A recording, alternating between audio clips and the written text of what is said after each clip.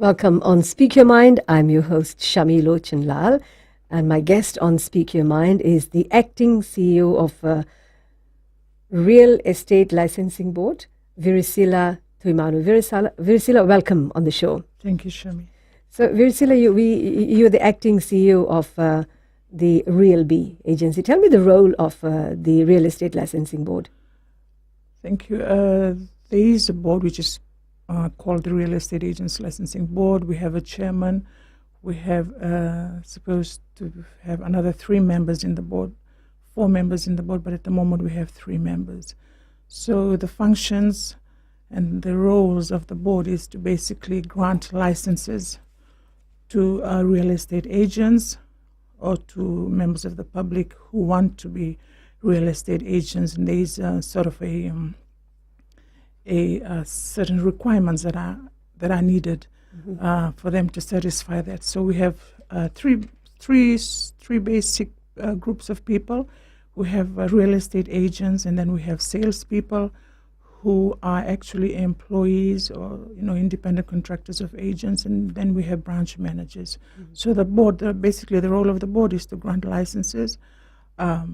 And in some situations, we have people that have applied for permits. These are short-term licenses, sort of, or permits they are called, where you want to come and you just have a certain amount of transactions that you want to do, and you can come to the board and apply for that permit. And then the board actually has disciplinary powers as well. It can either suspend or cancel licenses should it find that an agent is found to be in breach of the law. Then cancellation or suspension could also apply to the agents. How many local real estate agents do we have, licensed agents in Fiji? Is there a moment? The number at the moment sits at around 80 to 85. And then you have salespeople that reach up to about 200 of them at the moment. So this is about 80 to 85 local licensed agents. And then you have overseas licensed agents as well in Fiji too? We actually have foreigners. For example, if a foreigner wants to come in and be a real estate agent here in Fiji, there are certain requirements that the person needs to fulfill even before applying for our license. So that's when Investment Fiji comes in. They need to have a foreign investment registration certificate. They need to go to Director Immigration to get their visa approvals, work permits, and then I think then they would always come to us. So for the board to actually look into granting a foreigner's application for a real estate agency, it needs to see that all those processes have already been followed before the person can apply for a license. So when you do get application from foreigners who want to get permit or license to operate in Fiji as real estate agents, do you get any reaction from the local real estate agents? For the past 3 years, we haven't had any applications so far from any foreigner wanting to set in, because I believe that is a long process. They would have to go through, like I said, Investment Fiji.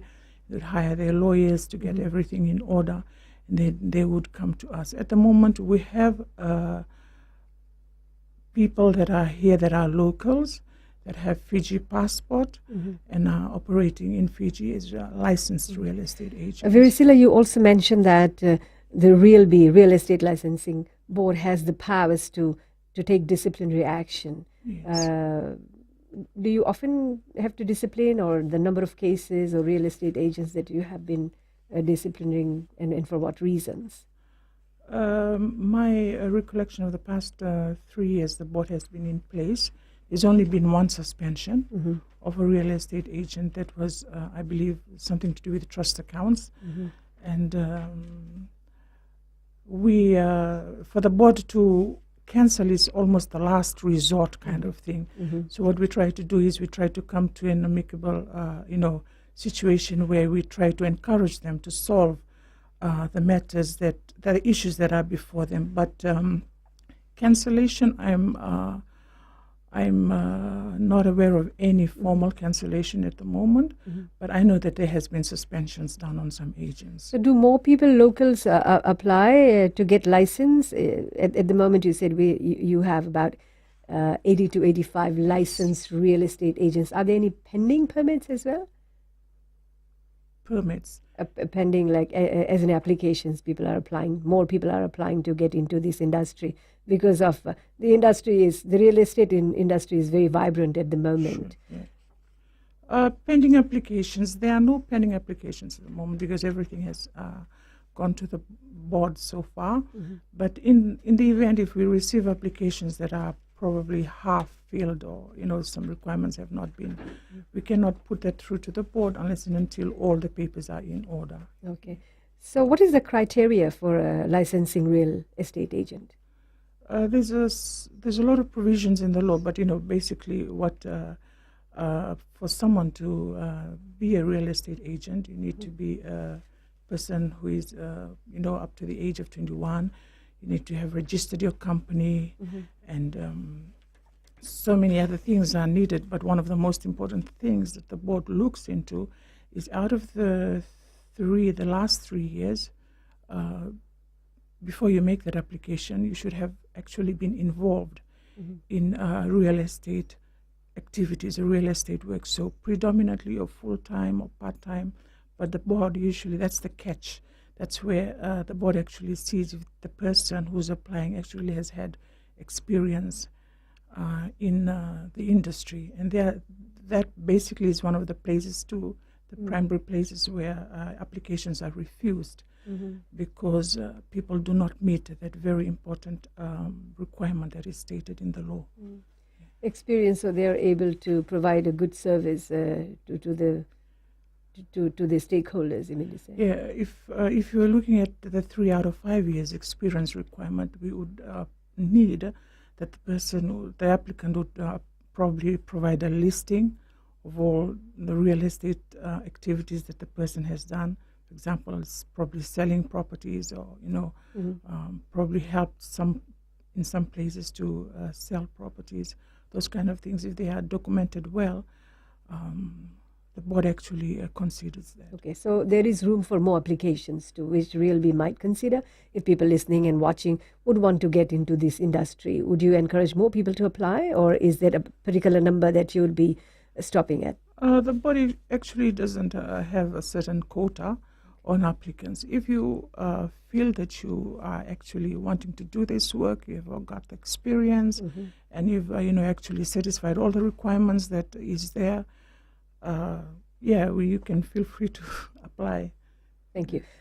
Shortly we'll be talking, soon after this break, on the changes in the Real Estate Act 2006, and RealB is also interested. Virisila might want to talk about the bogus agents and complaints which you have received against the real estate licensed agents. So please do join this discussion after this break on 3220906 or 3220907, or you can visit the Speak Your Mind Facebook and post comments as well.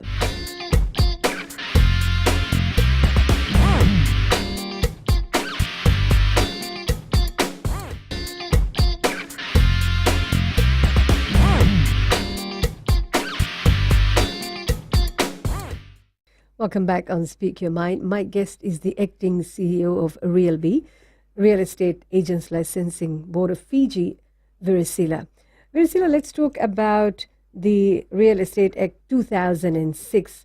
There are some changes to the Act, or is there plans to change the Act 2006? Thank you, Shami.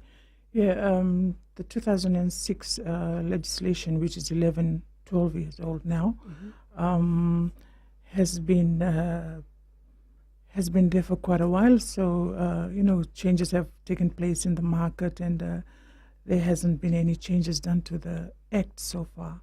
So the board actually has decided that come 2018, we will actually be into the process of reviewing the Principal Act, which is the 2006 Real Estate Agents Act. And then again, parallel to it, we have we have completed the consultations on, which is the 2018 It was called the 2017 regulations because it started last year, but I'm pretty sure it's going to be called now the 2018 regulations, which is basically running parallel to the review of the legislation. The regulations has actually covered a few areas in terms of real estate agency work. I think one of the important ones that is covered in the regulations is the code of ethics for our agents. There was never any code of ethics before. I think the process was taking place a few years ago that there need to be a code of ethics. There was discussions on it, but now we're going to mandate that under this piece of regulation, and it will actually, outline or probably direct the agent more into his or her professional obligations as a real estate agent and a salesperson. So in that code of ethics, interestingly, there is a portion on the agent's duty to the public. So there are a couple of provisions in there. I think one of the most important things I think the listeners would want to hear about is that the agent has an obligation to act ethically and honestly to his or her client. Do you normally get lots of negative feedbacks on this, which is why you want to include this in the code of ethics? Yes. The complaints come out of that area, so that's why this piece of legislation has been put in place to cover. What are the complaints which you receive, the nature of complaints? The nature of complaints range from illegal agents. I think you'd be interested to know that. Then we have some on commission, and commission being overcharged on the person, and then some on the fact that agents were just not ethical in the way they. So is there? You mentioned about some complaints were on the commission that people were charged. Yeah. Is there a definite commission? Or anyone can take any amount of? The board hasn't actually made a decision on whether to regulate commission. I know that they are in some countries overseas. Commission is regulated, but I think the practice in Fiji, just asking around our 80 plus, just asking them around, I think it would roughly go from 5, the least, to probably 10%. I know people have complained to us that they have been overcharged on commission after signing the documents, and they realize that they have been tricked into it. But then we try to encourage people, we try to encourage sellers especially, when they get into these agreements, they need to read each and every line of their contracts and probably get some form of legal advice from someone just to help them go through the contracts before they sign with their agents. Is there a body with Real B where the sellers could benefit if they have, like, for example, any query in regards to that? If someone is selling a house, can Real B, or is there any other subsidiary who can advise the sellers on what to do and how to go about doing it? We actually have that sort of advice. So if you want to call in today and you want to actually know whether this person who am I talking to wants to sell the house on my behalf is actually a licensed agent, you can call our office. We have a public register electronically ready as well, where all agents' names, their principal places of business, their contacts, and whatever information. And the law actually says that that's public information. So anyone calling in, that information is available to you. While we know that there are some licensed local agents who are very popular in the market, we know. But if someone is selling their property and a real estate agent comes, how would we identify or what should we ask for to ensure that they are licensed agents? What should we look out for? One of the most important things we try to advise the public, it's available on our website as well, is that we ask them, the first thing is to ask them for their ID card. Because that ID card is issued by the board, by the Real B office, and it has an expiry date and the name of the company and your position in the company. So that's very important. So someone, doesn't have a card, that's a big question mark already. This should not be any ID card, license, their own license card or voter registration card, but a licensed card by Real B. Yes, it's sort of a blue card. It looks like the color is like the Fiji passport color. It just has the name, the company, and they should always check for the expiry dates. I think that's a very important point that you brought and mentioned, that it's important to check and verify the ID card. It's very important, so you're not tricked into anything. So what would be more changes to the legislation? In the regulations, like I had mentioned, there will be a code of ethics, which is very important, and that will guide the agents and the salespeople. So any violation of the ethics, of the code of ethics, they are up for disciplinary action to the board. They'll be facing disciplinary action they'll be facing the board. And apart from that, you actually have provisions on agency agreements as well. And agency agreements are the specific mandatory clauses that should go into the agreements that they make with their clients.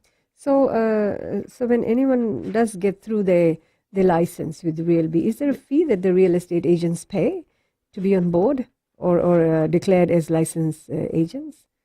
There is an application fee in the first instance.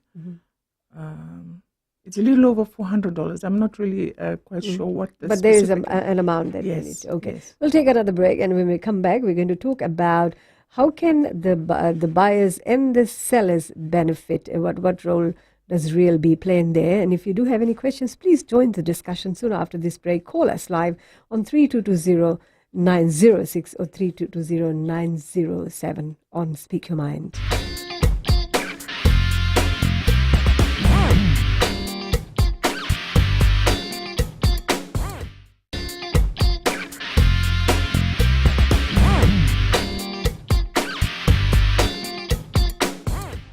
This is Speak Your Mind live on Gold FM and recorded for FBC TV. My guest is the acting CEO of Real B, Virisila. Virisila, let's talk more about Code of Ethics. What else is included there when this new act, the 2018, will be into effect? Yeah, the Code of Ethics within the regulations is pretty clear and very clearly outlined for how the real estate agents and salesperson carry out their activities. So, as mentioned earlier, one of the provisions in the ethics is about their general duty to their clients and to the public. I think one of the most important things that the listeners need to know is that agents must allow time for their clients to read their contracts. There are in some situations when we receive complaints on people coming in saying that we didn't have time to read our contracts. We were just basically given probably 10-15 minutes to sign. And then now, when they face problems, and they try to come over to the board to ask any ways which we could help. But then this is a very good point that our listeners should remember and note down, that you need time to go over your contract and not just sign it in a span of about 15 to 20 minutes. Yes. You need more days, yes. right? I'm not sure how many days was given, but there's a certain amount of days that is given in the regulations where you can tell the agent I need time, even though the agent too, by the time the agents have been educated on this piece of regulations, and they know that they need to give their clients time to read the contracts. And Thank you, Virisila. I think I'm very happy that you brought this point, because I do not know, I don't think many were aware of the fact that they needed more time to read, because sometimes they could be under pressure by the agents to say, okay, right, this is the deal done and all that, now sign this paper. So it is very important. Do you normally get a lot of complaints in this regard? Yeah, people do come and say, I actually was just given, 10 or 15 minutes to sign. And then after that, when they actually fall into problems, then they come back and say, but then the agent, obviously the agent will say, you have signed the documents, and that stands as it is. What kind of problems do the sellers face when they've signed the document? What are the nature of the complaints? I think the most burning one would have to be the commission. When they finally realized that that was not the commission that they had agreed for, and then they didn't know that there is another, clause in there which says that they could take extra if they sold your house for a certain amount of funds. Then when they come to us, I must say that it's a little bit too late because these are contractual agreements that they have entered into. But in the code of ethics, the agent knows that he needs to give time, reasonable time, for his or her client, that they should read the contracts properly. And I think the other things, one of the other things is in advertisements. Sometimes sellers, whatever that they discuss with their agents are not the things that are being advertised. What has come out in the papers is something that has just been invented by the real estate agent. For example, the price of the property, or to some effect, some other things that are being advertised by the agent. So one of the things that will come into this code of ethics is that the real estate agent must actually put into the papers, protect the interests, so to say, protect the interest of the seller in trying to rightfully sell the property in accordance to what the owner of the property So at wants. this very moment, if there is an agent, they take the photos of the property and they design the layout of the print ad or whatever ad is it without consulting the seller. Yes. And I think not only that, it's the sale price as well. Sometimes those figures are actually altered and things that the seller has not agreed to initially.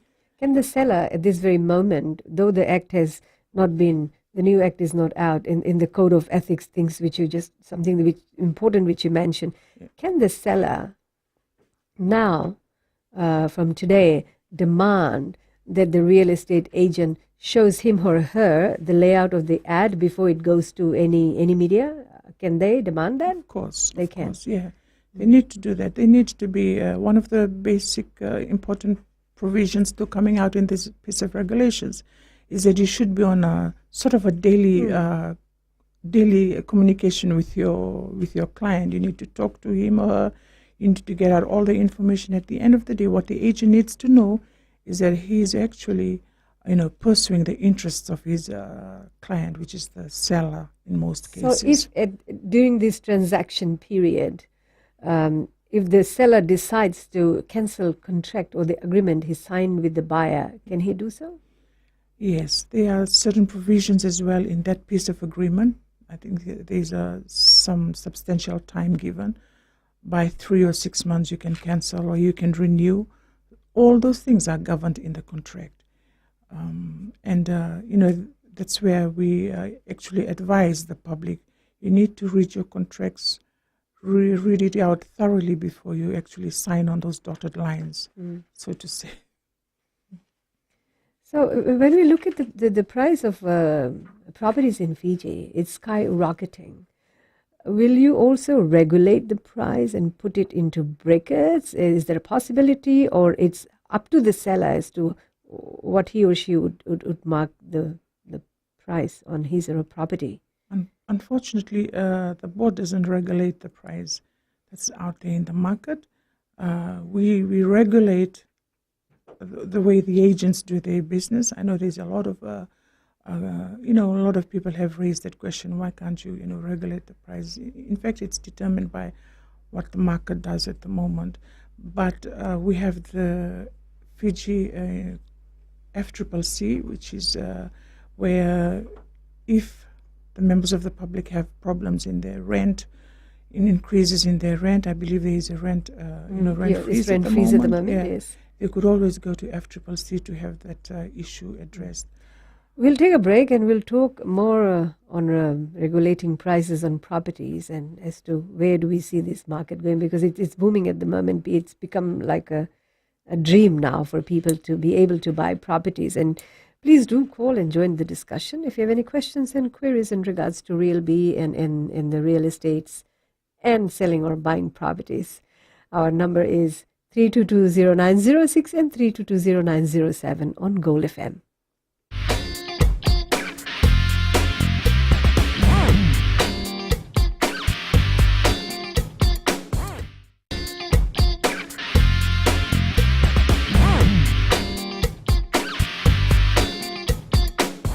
is Speak Your Mind on Gold FM, and we're talking with the acting CEO Virisila from RealB. Virisila, if you look at the market, there was a time, say in late 1990s, people could afford a property. They could be able to work within their brackets and means, but the prices has skyrocketed. People are not able to buy a decent property. The condition of a property or a house is just too alarming. Can't RealB do anything in this regards? Can't you put this in your act? There are some houses and the price would be about $800,000, but in reality you could easily buy that property for $200,000 or $300,000. Do you supervise this too? Is it within your powers and means? The Act, in fact, regulates the industry in the terms of how the real estate agents, licensing requirements and all, like as I had mentioned before. But then I mentioned also that there has always been questions raised whether the board, in its current under its current functions and powers, also do something to the prices of properties that have actually skyrocketed. My answer at the moment would have to be it's actually determined by the market, so we do not have any say to it at the moment. But it doesn't actually stop there. What we actually do is that we can always, in the review of our legislation, we could always probably have this at the back of our minds when consultations are taking place, to probably provide some sort of provisions or some leeway in our act, so that these things can be looked into. But unfortunately, at the moment, it's just as is. I know it's very difficult. It's a very difficult thing at the moment. It's just that we are actually bound by what our legislation states right now. Does RealB face any challenges at this moment with your stakeholders, like the real estate agents, the licensed real estate agents? Yes, we do. Yes, we do. We actually have issues on compliance. We have a compliance team, and there is annual inspections are usually done every year, and then we actually have problems we have faced with them. So problems would arise from not having proper places of business to operate from. Just simply forgetting that you're on an expired license already. You haven't renewed your license. And our compliance team actually looks into these areas. And some it's just a matter of ethical obligations. What they need to be reminded of their ethical obligations to their clients. What about in areas of bogus real estate agents? Oh, of course, that's a very big area as well. I know the body that is the body that looks after the agents, there is a Real Estate Association of Fiji. They are very strong about how we should find ways in order to bring down the number of bogus agents that are going around. So, for example, if a similar case comes to our office and there's a complaint about a bogus agent, we, the compliance people, do actually do their due diligence and whatever that they need to do over the matter. They look into areas that they can possibly meet the person, which is hardly ever possible. So the next thing for us is we're in a good relationship with the police at the moment. We get our cases across to them, and then they actually do the prosecution part, because our act actually doesn't cover that part. So we are working hand in hand with the police in this area. And I think last month or 2 months ago, there was a successful case in court. The person was being charged under, I think, one of the sections in the Real Estate Agents Act, that he was operating without a license. And the police is working with us closely in this area. You also monitor social media pages where there could be some real estate agents or solo real estate agent or bogus real estate agents who have not paid their license fee but are still operating? Yeah, we do that as well. The compliance team, we have actually have had agents who actually help in this area, the licensed agents.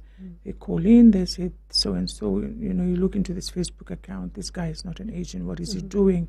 And then we actually have somebody in the office as well who does that on a random, I think every day, looks into this Facebook pages and then sort of catches people who are operating without a license. It's a very big task, enormous one, I must admit. There are so many of them.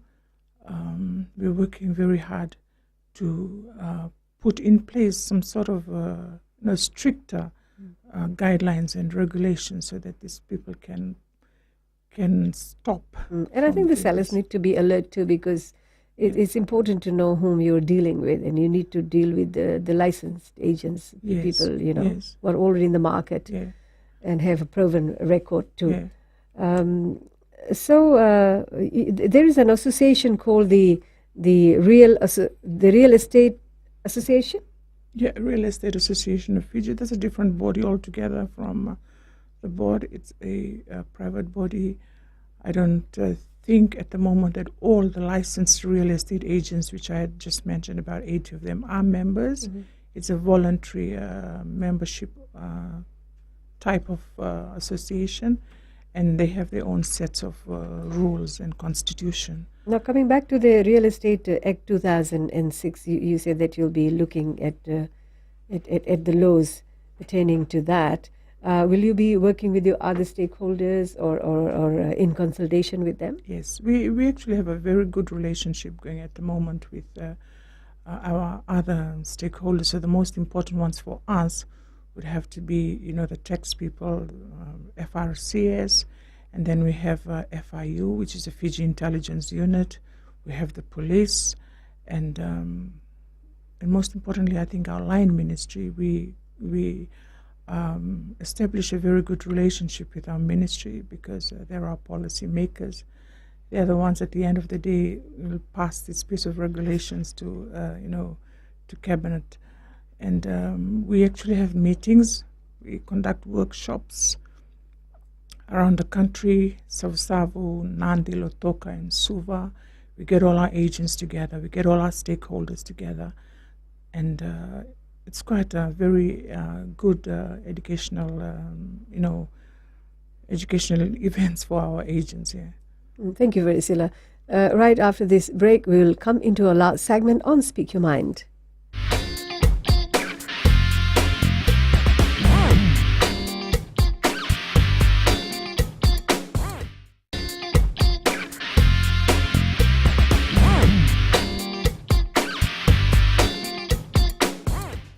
This is Speak Your Mind live on Gold FM and recorded to play on FBC TV.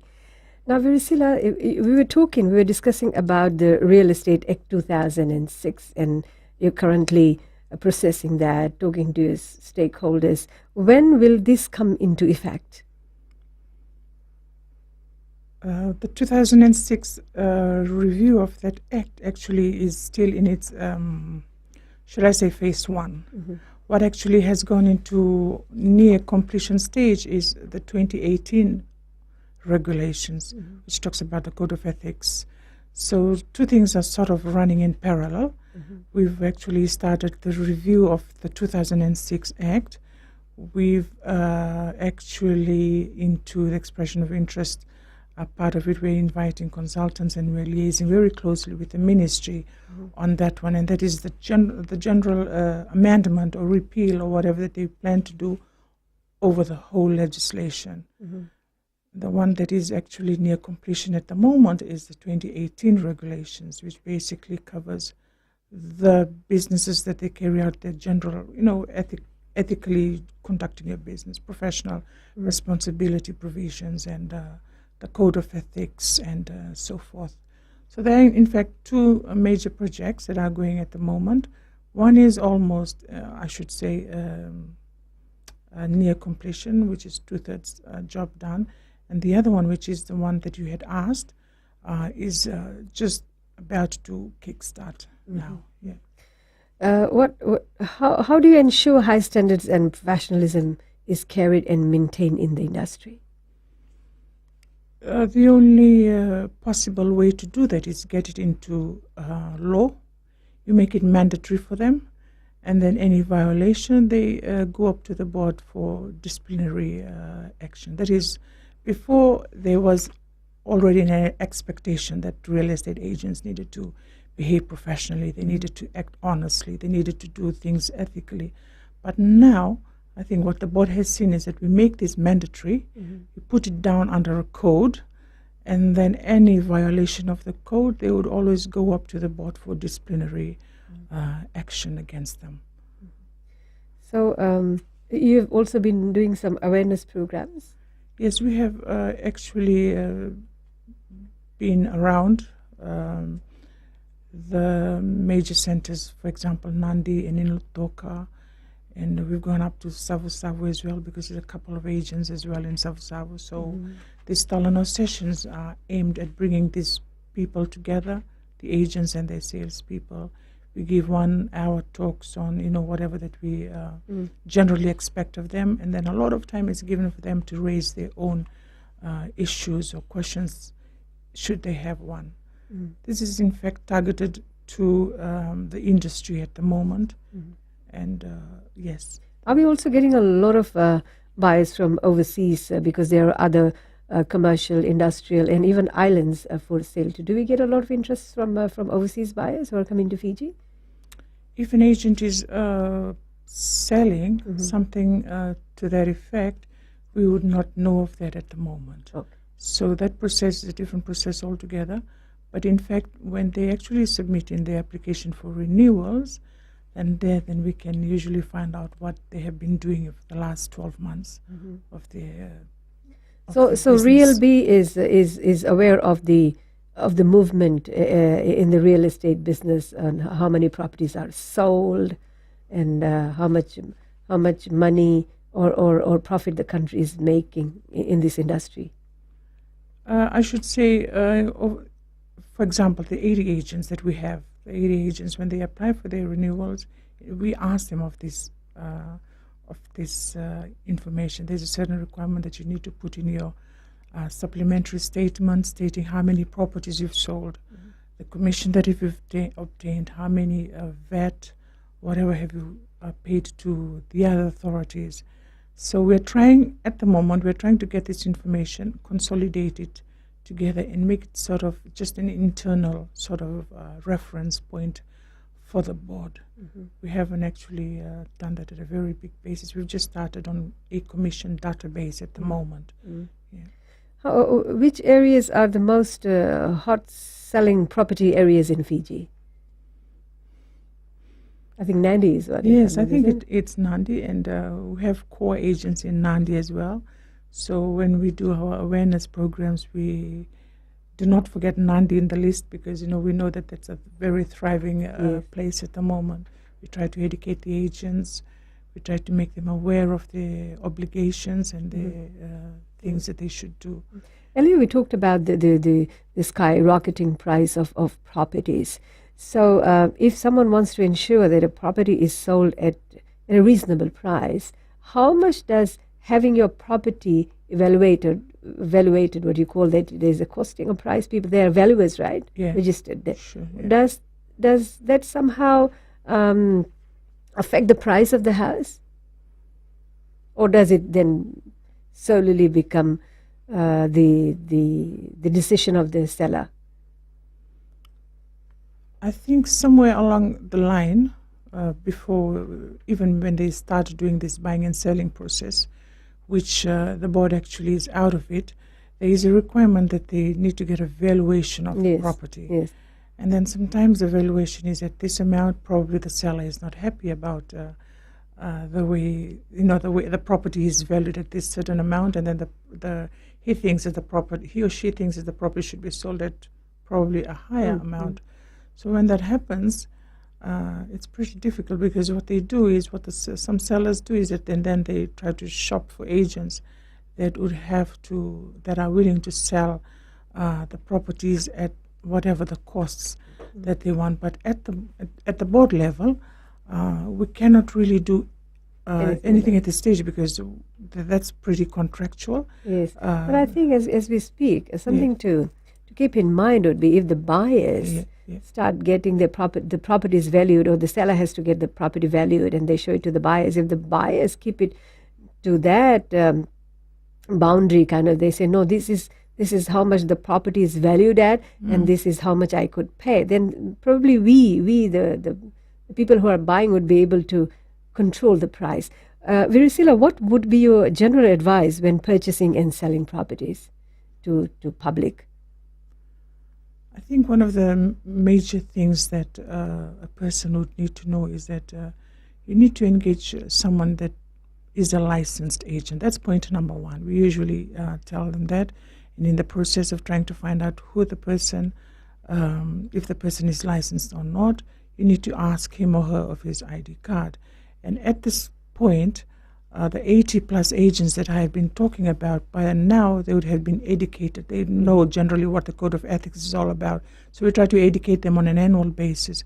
So if you go to someone who actually is a licensed agent out from the Real Estate Agents Licensing Board, you'd be expecting that you're talking to someone, who knows how to conduct his business professionally.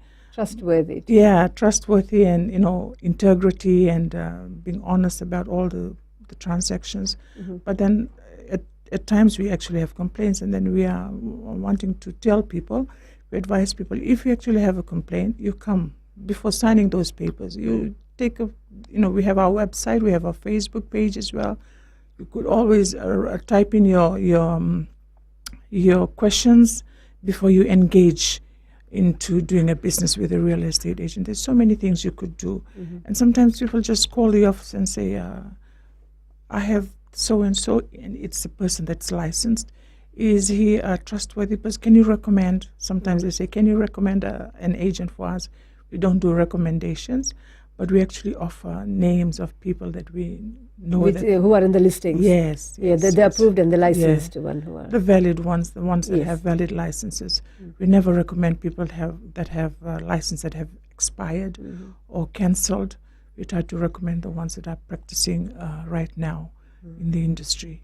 Thank you, Virisila, for being on this show and giving such good information on how Real B operates, their roles, and the changes to the Real Estate Act 2006, which currently you are reviewing and processing, and we look forward to the new one. And when it does come into effect, please do let us know so we can then inform our viewers. So I'll join you on Speak Your Mind next week. Have a good week. Bye.